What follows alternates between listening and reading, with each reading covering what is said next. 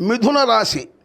మిథున రాశి వారికి ఆదాయం 14, ఖర్చు 2, పూజ్యం 4, అవమానం 3. ఈ రాశి వారికి ఈ సంవత్సరము సకల శుభకార్యము నెరవేరుట. ఇళ్లల్లో ఏవైతే అనుకుంటారో అవన్నీ సంపూర్ణంగా నెరవేరుతాయి, ఎటువంటివైనా సరే. అయితే అనారోగ్యంగా ఉంటారు, జాగ్రత్తగా ఉండాలి. ఎందుకని?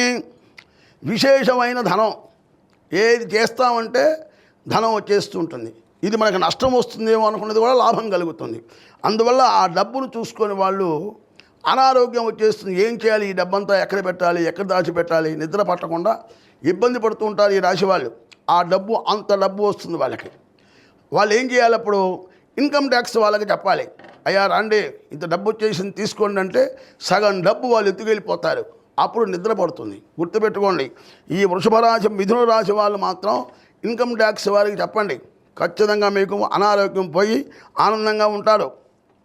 తర్వాత విదేశీ ప్రయాణం కూడా చక్కగా, నూతన వాహనం కొనుక్కోవటం, నూతన గృహం కట్టుకోవటం, రైతాంగానికి అన్ని పంటలు విశేషంగా పండటం ఈ సంవత్సరం చాలా విశేషంగా పండుతాయి. రాజకీయ నాయకులకి మాత్రం కొంచెం కష్టకాలం వీళ్ళకి. ఎందుకు? ఆ ధనం ఆ విధంగా వచ్చేటప్పటికీ నా వల్ల వస్తుంది అని భావన చెంది ప్రజల్ని కొంచెం నష్టపరుస్తూ ఉంటారు. దానివల్ల కొంచెం కష్టకాలం వస్తుంది, జాగ్రత్తగా ఉండాలి.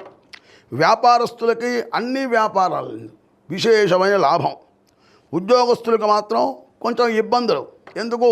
డబ్బు రావాలంటే ఏదో మార్గం ఉండాలి కదా, ఆ మార్గం వల్ల వాళ్ళు ఇబ్బంది పడుతూ ఉంటారు, జాగ్రత్తగా ఉండండి. విద్యార్థులకి ర్యాంకులు విశేషంగా చదువుకుంటారు. ఈ రాశి వారికి దైవానుగ్రహం సంపూర్ణంగా ఉన్నది.